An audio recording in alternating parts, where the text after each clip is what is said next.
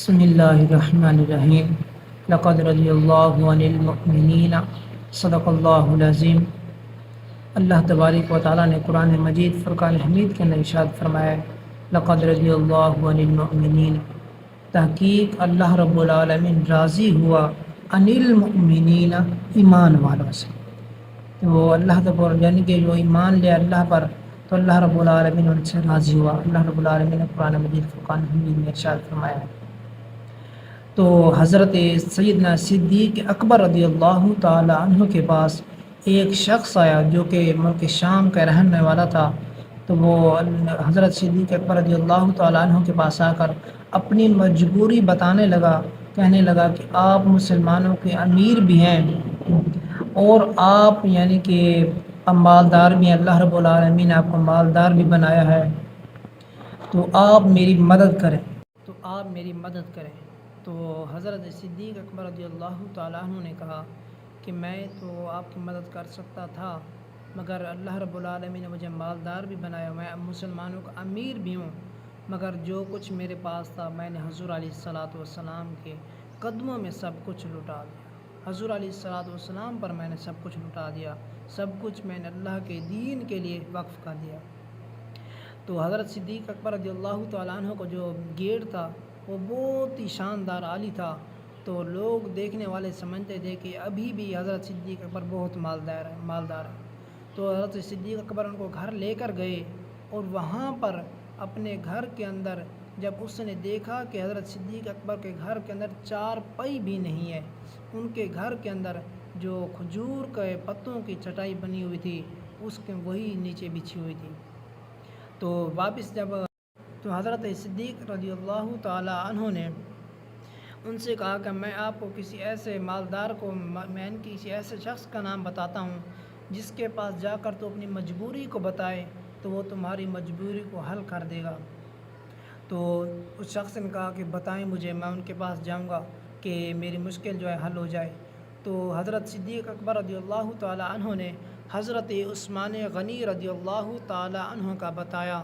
تو وہ شخص اس نے سن کر کہا کہ میں جا کر ان کے پاس جاؤں گا تو آپ کا نام لوں گا کہ انہوں نے مجھے صدیق اکبر رضی اللہ تعالیٰ عنہ نے بھیجا ہے، تو وہ میری بات شاید سنیں گے اچھے طریقے سے۔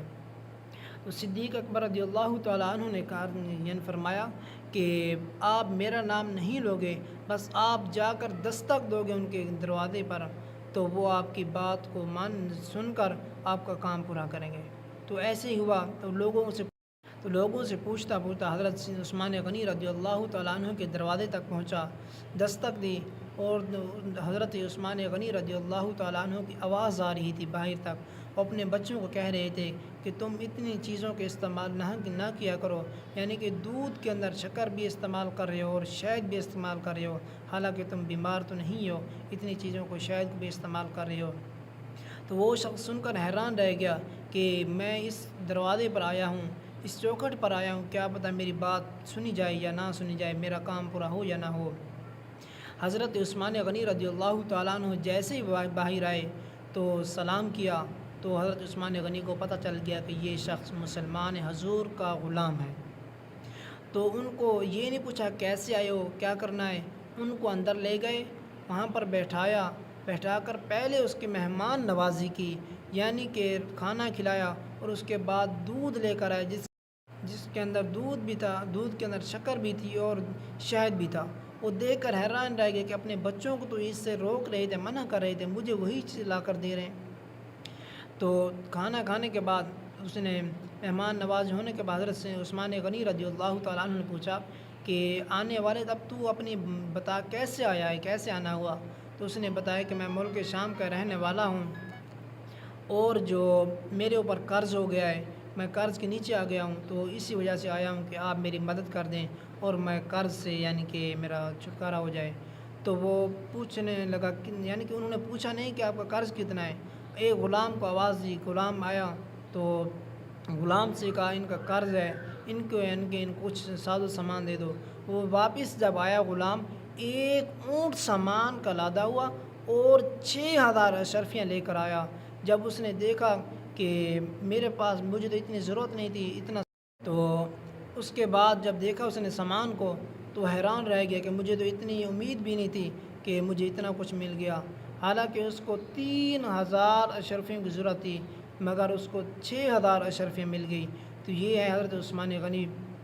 اور یعنی کہ وہ عرض کرنے لگا کہ اے سیدنا عثمان غنی، میں اونٹ کو واپس کرنے کیسے آؤں گا؟ ملک شام سے آیا ہوں، اتنا سفر کر کے واپس نہیں آ سکوں گا۔ تو حضرت عثمان غنی رضی اللہ تعالیٰ عنہ نے فرمایا کہ اے غلام، اے میرے نبی کے غلام، یہ جو ہے نا، یہ تجھے میں نے واپس کرنے کے نہیں دیا، یہ اونٹ بھی تو لے جا، اور اپنے اہل و عیال کے لیے، تیرا اونٹ کے اوپر جو سامان ہے وہ بھی تیرے اہل و عیال کے لیے یعنی کہ ہے، تو اس کو استعمال کرنا۔ یہ حضرت عثمان غنی جو حضور کے امتی ہیں، جو اتنے سخی ہیں، اتنے سخاوت ہیں، ان کی سخاوت کا آج بھی چرچا چل رہا ہے۔ تو آپ کو بھی چاہیے کہ آپ کی ان سے یہی درس سیکھیں، حضور کی امت سے